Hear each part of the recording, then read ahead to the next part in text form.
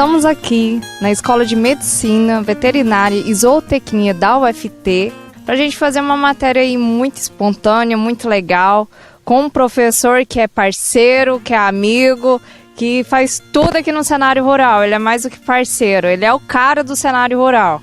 O professor José Nilma, que é o nosso verdadeiro colaborador, e vai estar explicando hoje para vocês sobre manejo, sobre recria, sobre suplementação, estação de monta.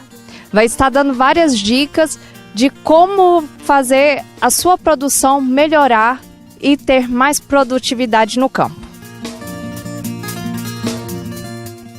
Começando, como a Carol disse, a gente vai falar um pouco sobre a questão da estação de monta. O que é a estação de monta? Na verdade, se a gente analisar o ciclo produtivo das fêmeas, das vacas de corte, elas naturalmente já apresentam uma estacionalidade de parição. O que é isso?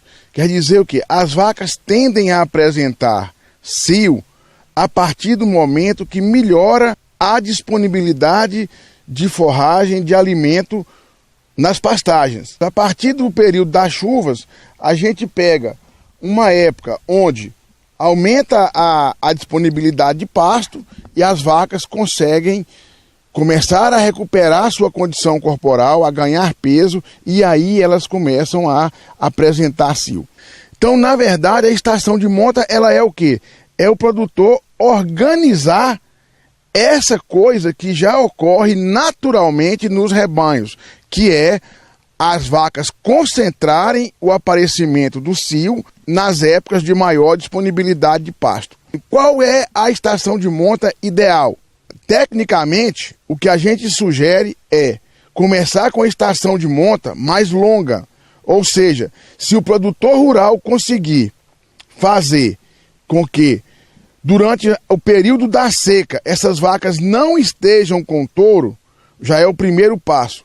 Se ele chegar no mês de junho, tirar os touros, e aí vai ficar junho, julho, agosto, setembro, outubro e novembro, dá 6 meses. A partir de dezembro, ele já poderia sim colocar os touros, ele estaria, de uma certa forma, organizando uma estação de monta de 6 meses.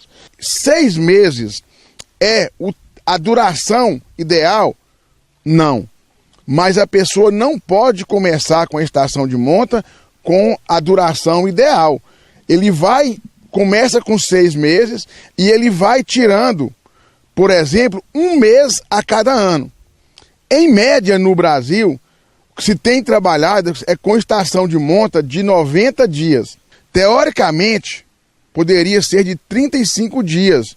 Seria 290 dias de gestação, tá? Mais 35 dias de recuperação pós-parto das vacas e mais 45 dias de estação de monta. Mas isso não é a realidade do Brasil. Se o produtor conseguir 90 dias de estação de monta, já é razoável, com um manejo alimentar bastante refinado. A primeira coisa é você dar condições iguais para as suas fêmeas.